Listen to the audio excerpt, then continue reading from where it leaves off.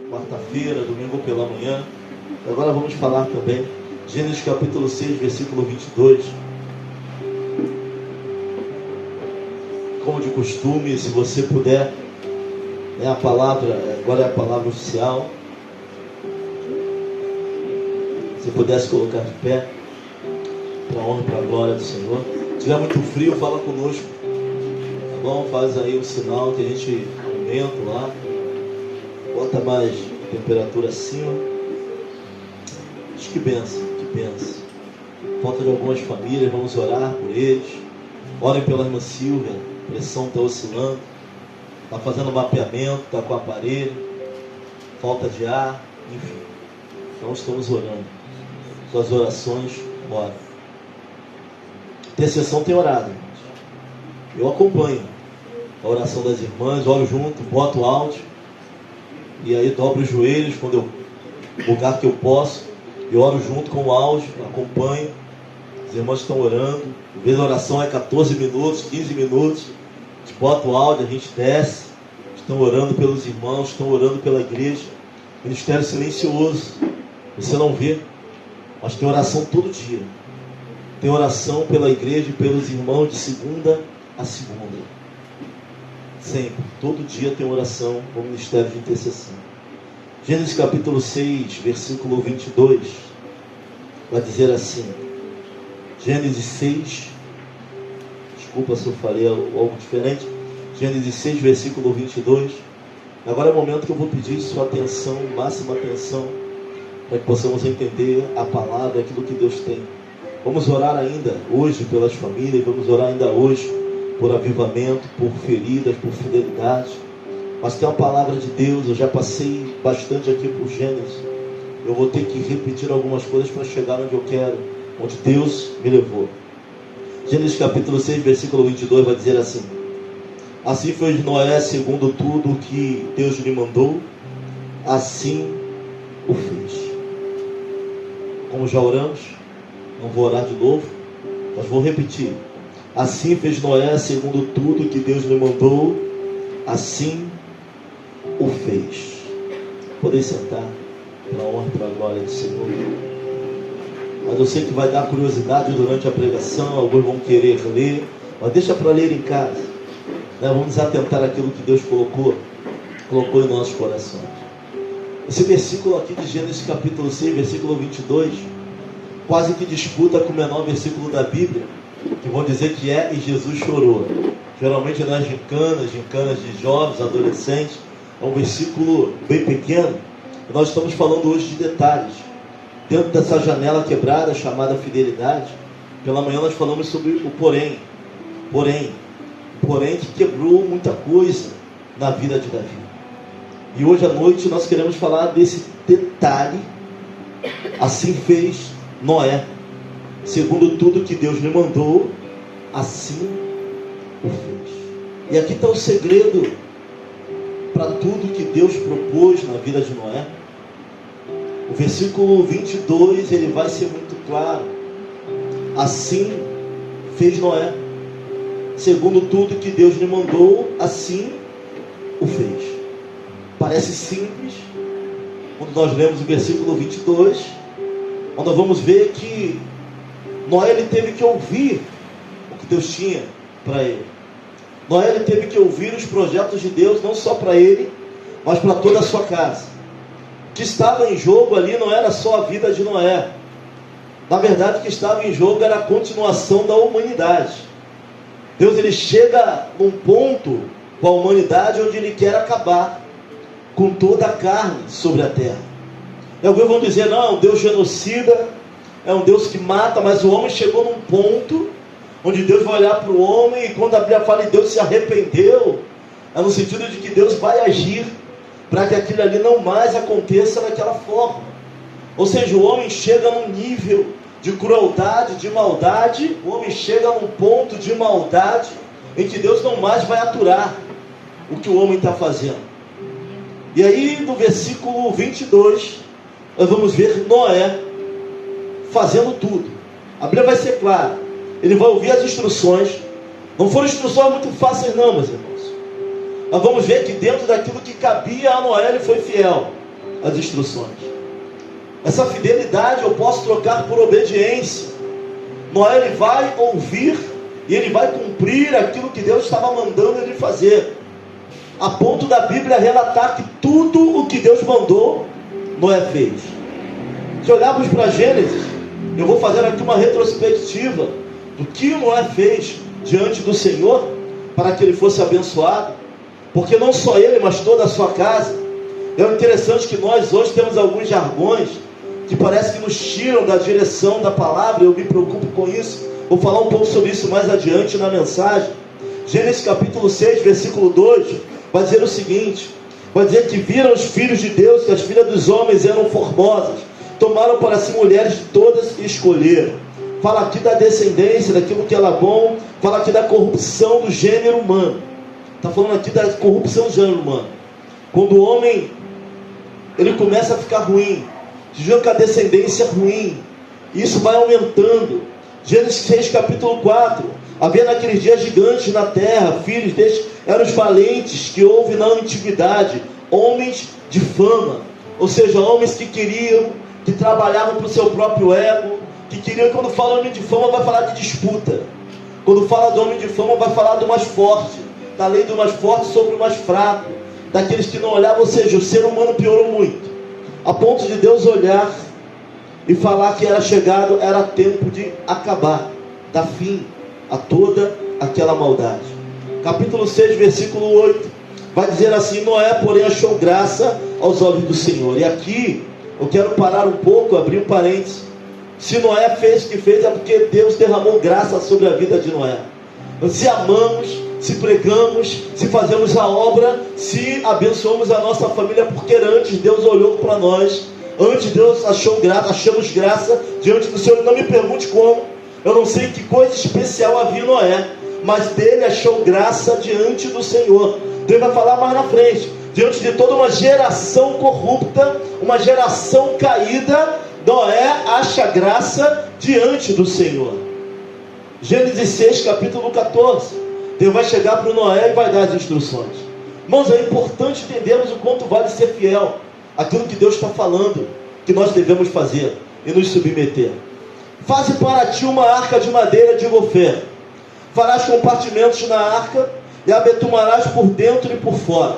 Madeira de gofer é uma madeira boa para navegação, era uma madeira resistente. Se for procurar hoje, talvez nem vamos achar algo desse tipo, talvez nem tenha mais algo desse tipo, mas era como os pinheiros, uma madeira boa para aguentar a água, uma madeira boa para resistência. Então nós começamos a entender que os propósitos de Deus não são frágeis, não são fracos. Nenhum dos propósitos de Deus são fracos, é para aguentar aquilo que virá. Deus não faz nada tão frágil assim que não aguente as guerras e as lutas que estão por vir. E detalhe, Ele dentro da orientação, mas nos orientar para que nós possamos, mesmo vindo as guerras e lutas, permanecermos de pé em meio às guerras. Faça para ti. A arca era para quem? A arca de Deus? É a arca do Senhor? É a arca de quem? De Noé. E o interessante, irmãos, que a obra é do Senhor, mas a bênção é para mim e para a tua vida.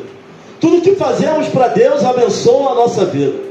Tudo que nos dispomos a fazer para Deus, a bênção é para nós. Nós estamos dando um salto no escuro. Quando nós vamos lá, no abrigo da criança, levamos algo para as crianças, Deus nos recompensa, porque dele vem o nosso galardão. A obra é de Deus, mas a bênção é para a nossa vida.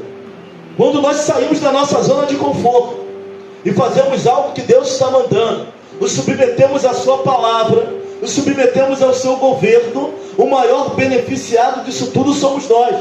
Somos nós que fazemos a obra, mas a bênção é para a nossa vida.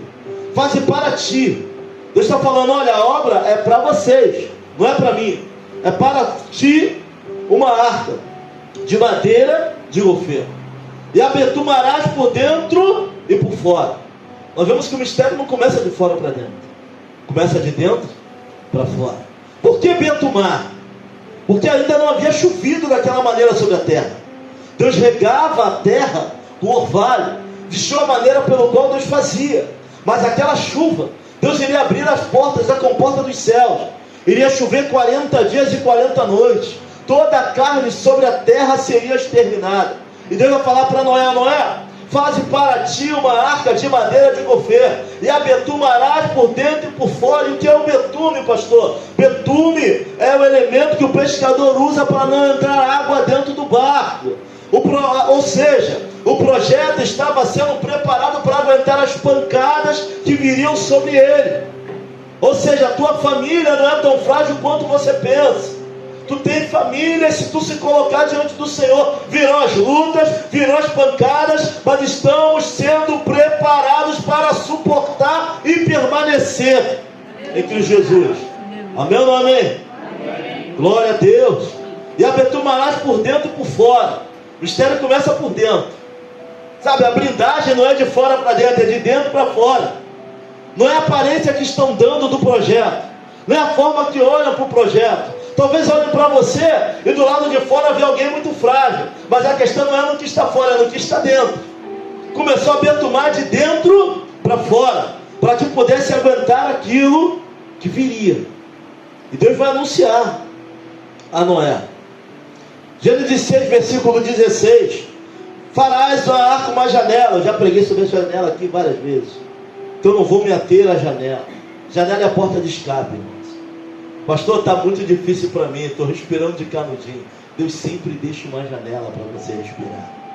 Deus sempre deixa uma forma da gente sobreviver.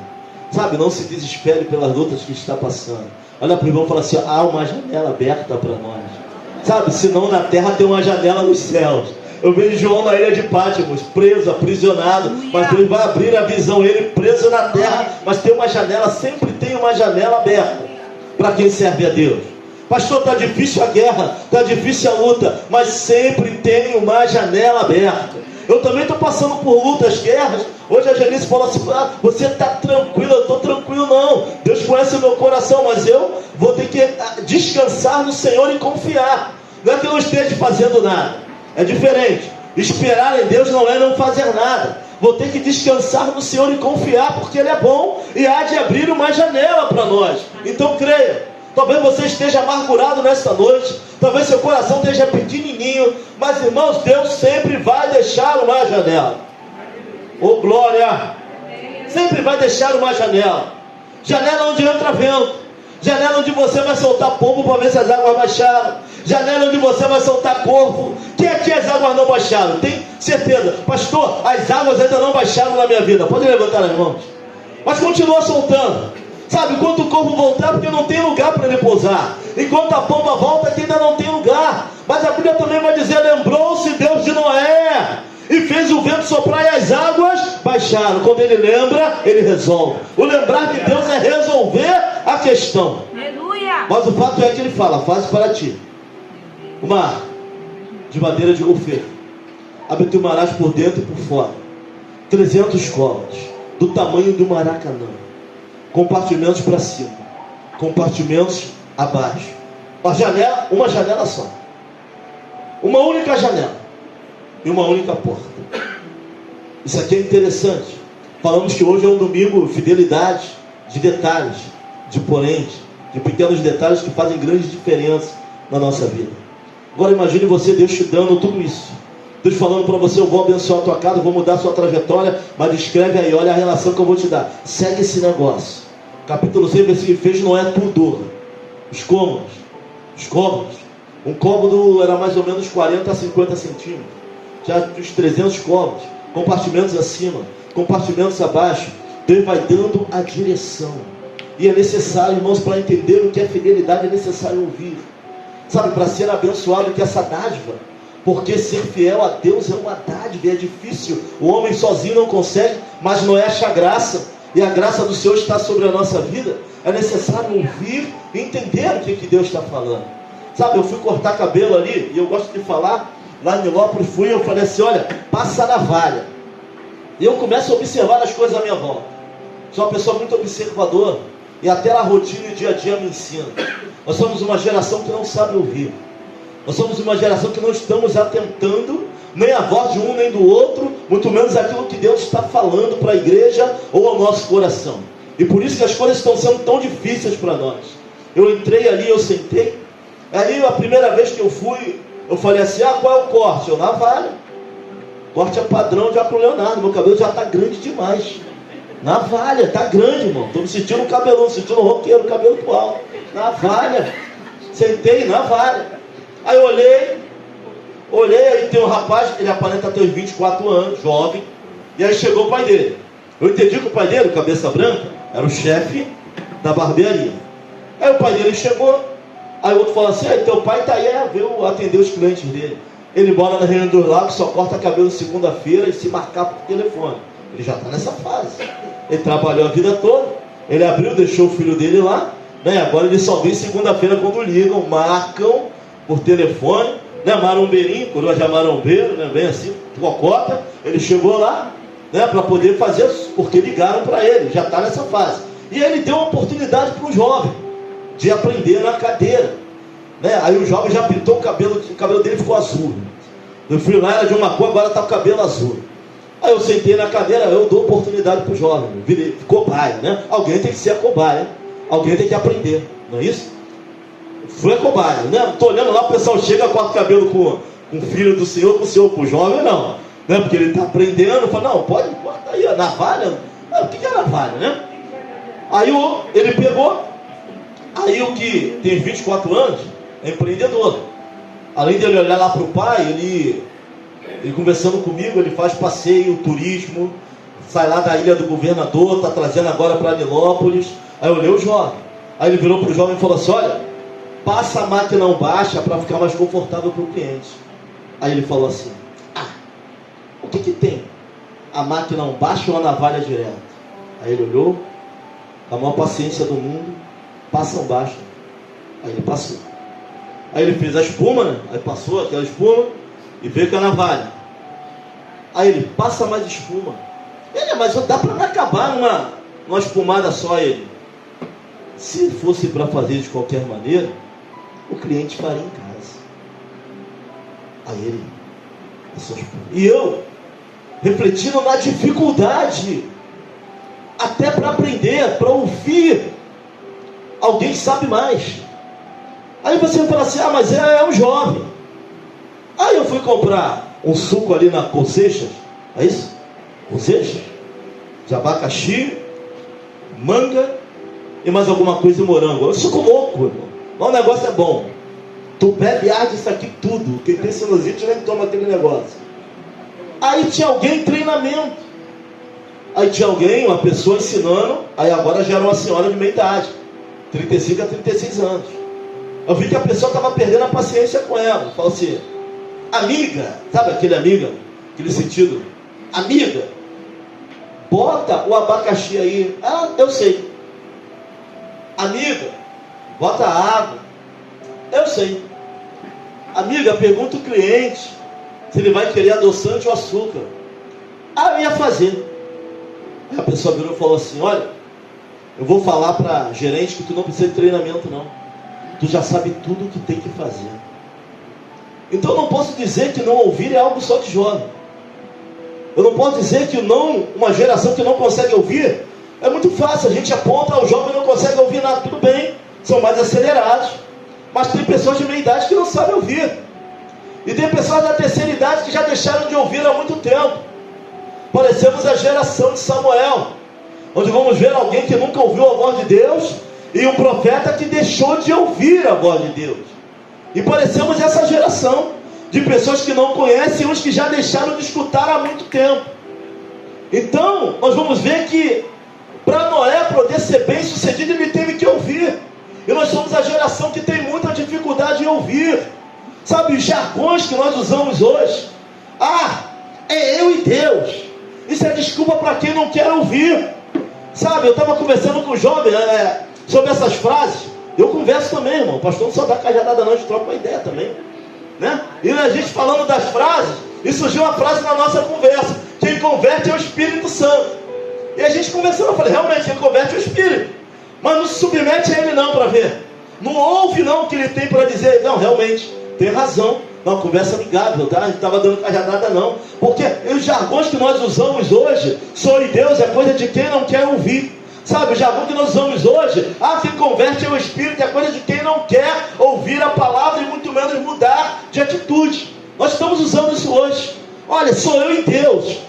Quando alguém fala para mim, sou eu e Deus, eu entendo assim, pastor, eu não quero que o Senhor se intrometa. Mas o Espírito Santo, ele é o quê? Espírito. Ele fala através da gente, através do quê? Do corpo. Qual é o corpo de Cristo? A igreja. Então é o Espírito falando através de nós, daqueles que pregam nesse púlpito, falando através do sacerdote da tua casa, falando através do teu marido, falando através da tua esposa. Ah, pastor, mas a salvação é individual. Tem coisa mais individual do que Deus usar o teu marido para falar contigo?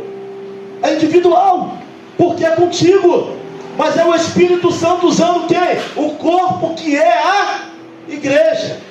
Ah, pastor, mas eu queria que ele se revelasse. Se não está ouvindo nem a gente que vê. Não é que vai se ouvir a voz do Espírito se não parar para entender, para ouvir o que ele tem para dizer.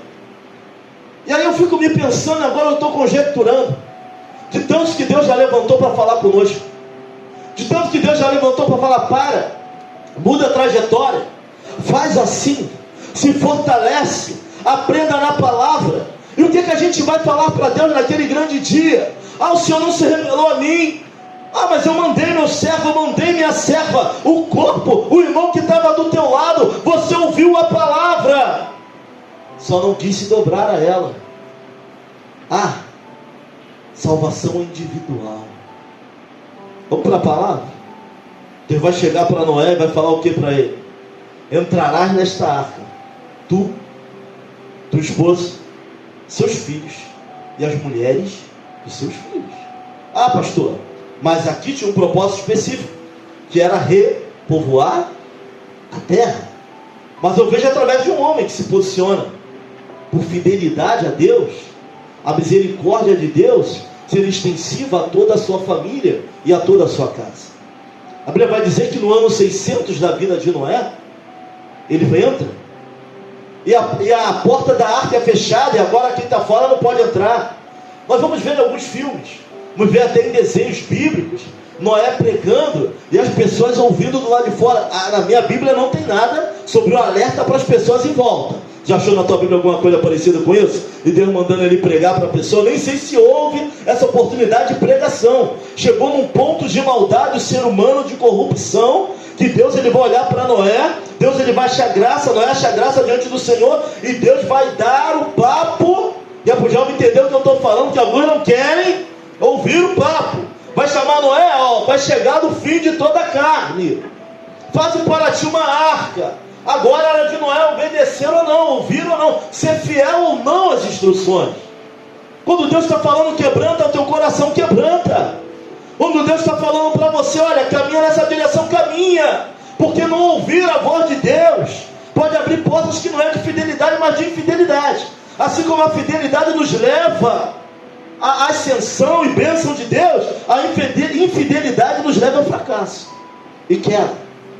Ele vai chegar e vai falar, faze para ti. Assim fez Noé. Tudo o que Deus lhe mandou, assim o fez. O animal de cada espécie traz para dentro da arca. Agora imagino como ele convenceu a família dele de que aquilo ali era o mais certo. Eu imagino os filhos dele crescendo e vendo Noé construindo algo esquisito, estranho aos olhos dos homens, diferente aos olhos dos homens. Pastor, por que o senhor está falando tudo isso? Você já vai entender. Daqui a pouco a gente vai ali para Lucas capítulo 17. Nós vamos ver Jesus fazendo uma menção da sua segunda vinda. Ele vai voltar lá na arca, vai falar do tempo de Noé, e vai falar assim, foi do tempo de Ló. Nós entendemos que as pessoas estavam, ele vai fazendo uma comparação. A nova geração, aquilo que ele está vivendo, a geração do fim, a geração do primeiro dilúvio. Alguns vão falar geração pré-diluviana, bonito, não sei nem se isso existe, mas eu vi esse termo, de antes do dilúvio. Ou seja, ele vai dar a dica. Sabe, se Deus está falando que é para amar mais a tua família, ama mais. Ouve, para que dentro do nosso coração possa ser impresso que estamos fazendo tudo aquilo que Deus nos mandou fazer. Mas por algum motivo nós não queremos fazer, ou não entendemos, ou não queremos ouvir, ou simplesmente endurecemos o nosso coração. Tem coisas na nossa casa, na nossa vida, que não está tão difícil assim não. É só começar a ouvir o que Deus está falando. É só começar a ser sensível ao Espírito. É só não sair desse culto hoje falando a palavra foi pesada demais. Irmãos, come essa palavra. Se é Deus quem está dando, come esta palavra. Ouça, se enquadre, obedeça, para que haja bênção sobre a nossa vida. Noé entendeu isso, entendeu essa palavra e cumpriu. Não pensa que foi fácil. A família vendo ele trabalhar, os filhos crescendo, vendo Noé trabalhar num projeto onde ninguém entendia. Essa é a igreja. Enquanto nós estamos aqui pregando, louvando, exaltando o nome do Senhor, tem gente lá fora olhando para a igreja e não entendendo o que acontece. Por que se perde tanto tempo lá dentro? Por que se fica tanto tempo domingo no Senhor? Por que tem que ter do Senhor? Por que eu tenho que aprender? Não é tão diferente como nos tempos de Noé. Lucas, capítulo 17. Vai lá comigo. E não é o Lucas não. É o capítulo 17 de Lucas. Jesus vai falar aqui na minha epígrafe. Jesus ensina sobre a vinda do reino de Deus. Está dizendo assim, para você aí um subtítulo. Olha o que Jesus vai dizer. Versículo 26 de Lucas, capítulo 17. Amém, misericórdia? E como aconteceu nos dias de Noé, assim será também nos dias do Filho do Homem. Comiam, bebiam, casavam, davam-se em casamento, até o dia em que Noé entrou na arca e veio o dilúvio e consumiu a todos. Cada um estava vivendo a sua vida. Pastor, o que tem de mais em comer? O que tem de mais em beber, em festejar, em se alegrar? O que tem de mais nisso? Comigo, o que tem de mais em casar? Nós temos que projetar, não é isso? Eu projeto, eu sonho, é claro que Deus é quem cumpre. Mas o que a Bíblia está dizendo aqui é que davam pouca atenção às coisas de Deus. Cada um vivia a sua própria vida como se não tivesse de dar satisfação a Deus daquilo que Deus primeiro nos deu, como se o fim não viesse. E se olharmos, Jesus vai falar assim será, como nos dias de Noé. Olha a nossa geração, uma geração que vive as suas próprias ideias, uma geração que não está nem preocupado com Deus. Estou falando de juventude não, todos que vivem nessa geração, preocupados só com o seu futuro, preocupados só com o seu trabalho, preocupados só com a estabilidade financeira, preocupado com o seu momento de lazer, de alegria. Mas onde está Deus na nossa vida? Onde está Deus no meio da nossa família? O que tem demais para tu se preocupar com isso? Irmão, nada demais, desde que não seja o centro da nossa vida, desde que questões como essa não norteiem a nossa vida por inteiro. Não tem nada demais. Jesus vai dizer, era como o tempo de Noé. Eles comiam, eles bebiam, eles casavam, eles se alegravam, até que veio o dilúvio e consumiu a todos. Aleluia. Vivemos questões corriqueiras, temos sim que planejar. Mas onde está Deus e os seus projetos na nossa vida? Enquanto Noé trabalhava, eles comiam. Enquanto Noé trabalhava, eles bebiam. Enquanto Noé trabalhava para Deus, naquela arca, eles casavam, davam-se a casamento, eles planejavam, eles viviam como se não houvesse, ou melhor, como se sempre tivesse um amanhã. Só que para eles não haveria o amanhã, até que veio o dilúvio e consumiu a todos. Jesus vai continuar explicando, como também da mesma maneira aconteceu nos dias de Ló. Comiam, bebiam, compravam, vendiam, plantavam, edificavam. Mas no dia em que Ló saiu de Sodoma, choveu do céu fogo e enxofre e consumiu a todos. Jesus está falando da sua segunda vinda. Jesus está dando uma explicação na semana da crucificação. Uma semana antes dele ser crucificado, ele começa a explicar quais seriam os sinais da sua segunda vinda. Sabe o que Deus está falando para nós hoje aqui, como família? Que é momento de inserir Jesus dentro da nossa família de verdade. Que é momento de inserir a Cristo dentro da nossa família de verdade.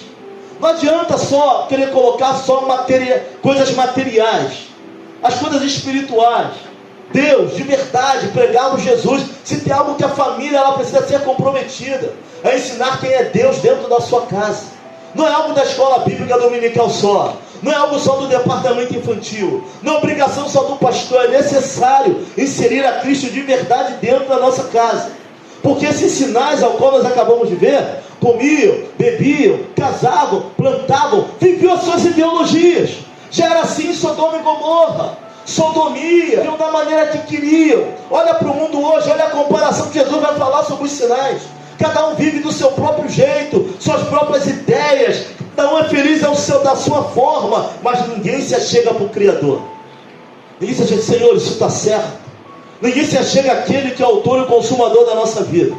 Não há preocupação com aquilo que a Bíblia diz.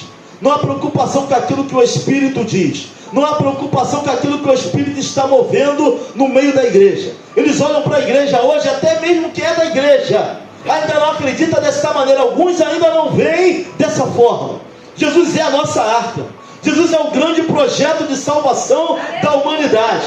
Tem gente comendo, tem gente bebendo, tem gente zombando, tem gente brigando, tem gente criticando. Mas o fato é, Jesus está voltando, irmãos. E a salvação ainda para a nossa casa. Essa porta ainda não se fechou. A porta da arca, que é Cristo, ainda não se fechou. Sabe, no ano 600 Deus vai fechar a porta da arca. E aí tem um problema, porque a porta que ele fecha, ninguém abre. Assim como a porta que ele abre, ninguém fecha, a porta que ele fecha também ninguém abre. E durante um ano de água, a arca vai pousar no cume do Monte Ararat. Deus vai soprar o vento, e só ele vai abrir a arca novamente. Da mesma forma que ele fechou, eu quero falar para você que a arca está aberta ainda para a nossa família, mas temos que fazer conforme a vontade de Deus. E fez Noé assim como o Senhor lhe ordenou, assim o fez. Temos que andar em obediência, temos que andar em fidelidade dentro da nossa esfera de fidelidade, porque a fidelidade do homem é uma fidelidade limitada. Deus é fidelíssimo em tudo aquilo que ele faz. Mas vamos entender que não fazer a vontade, não cumprir o propósito, pode desencadear coisas muito ruins na nossa vida. Sabe, Jesus vai falar dessa comparação. Assim como nos tempos de Noé, assim como nos tempos de Ló. Casar é bom, mas que seja para a honra e para a glória do Senhor. Entregue o propósito ao Senhor. Sabe, projete sim, mas trate das coisas espirituais. Trate de olhar para Deus, irmãos. E olhe para esta palavra com muito carinho. Porque da mesma maneira que aconteceu no dilúvio, da mesma maneira que aconteceu em Sodoma e Gomorra, choveu enxofre e fogo do céu e consumiu a todos. Veio o dilúvio e consumiu a todos. Jesus vai voltar e vai levar a sua igreja. E eu espero que a minha família esteja toda dentro dessa arca. Se depender de fazer o que Deus está mandando, faça. Se é para exortar, exorte. Sabe, se é para ser mais duro, seja. Se é para abraçar, abraça. Meu irmão, não sei qual é a estratégia, mas ele está voltando. E consumiu a todos. Ouvi um debate onde alguém falou assim: olha, a igreja está muito errada. Se Jesus viesse hoje na terra, ele sentaria com as prostitutas, ele sentaria com o morador de rua, ele sentaria com aquele que rouba. Aí eu parei olhando assim, eu falei: é interessante o argumento. O argumento do amor é um argumento muito bom, mas o que a Bíblia diz é que a segunda vinda de Cristo não será assim. Jesus já veio para se assentar com a prostituta. Jesus já veio para se assentar com aquele que não tem nada. Jesus morreu como um cordeiro, mas vai voltar como um leão. A segunda vinda de Cristo será com justiça, julgo. Será para levar a sua igreja e virá para julgar todos aqueles que não estão debaixo da sua presença, nem foram fiéis à sua palavra. Meus irmãos, verdadeiramente, sabe, estamos chegando nesse ponto. Verdadeiramente eu olho e vejo pessoas vivendo as suas ideologias. Eu vejo frases surgindo dentro do meio do povo de Deus. A salvação é individual. Quem converte é o Espírito Santo. Tudo como desculpa para não ouvirmos e não nos submetermos à palavra do Senhor. Olha, esse negócio de igreja está por fora. Cada vez mais cresce a geração dos desigrejados. Eu estava conversando ontem com alguém sobre isso. Sabe, culto nada, para que culto, para que igreja? Olha, a igreja somos nós. A Bíblia nunca falou que nós somos igreja. A Bíblia fala que nós somos o templo do Espírito. Igreja é a reunião da membresia. Agora nós somos igreja. Sozinho eu sou templo. Igreja não. Igreja é diferente. Estão usando de vã desculpas para que não venham ouvir o que Deus quer e nem submeter à vontade do Senhor. Mas vamos fazer como Noé, porque já chegamos nesse tempo. Assim foi no tempo de Noé, assim foi no tempo de Ló. E veio a chuva e consumiu a todos. E veio fogo e enxofre do céu e consumiu a todos. Pregue para o seu filho Jesus: Pregue para sua esposa, Jesus. Faça culto familiar. Ah, só tem culto quarta e domingo, irmãos, é algo para ontem. Começa a fazer o culto vocês dois. Só sobrou eu e minha velha, não é assim que a gente fala? Só sobrou eu e meu velho dentro de casa. Tira um dia da semana para cultuar a Deus. Abra a palavra, cante louvores, vigie o que sai da boca, porque da boca sai o que está cheio no coração. Ame a sua casa, porque ele virá. O fim virá e não tarda. Sabe, nós estamos até falando Maranata, ora vem Senhor Jesus. Mas o fato é que não estamos preparados para receber. Não estamos preparados para isso. A verdade é essa. Tem gente até que dá a boca para fora. A gente fala Maranata, ora vem, mas não estamos preparados para isso. Sabe, é momento de despertar. Momento de fazer os nossos filhos serem melhores do que nós.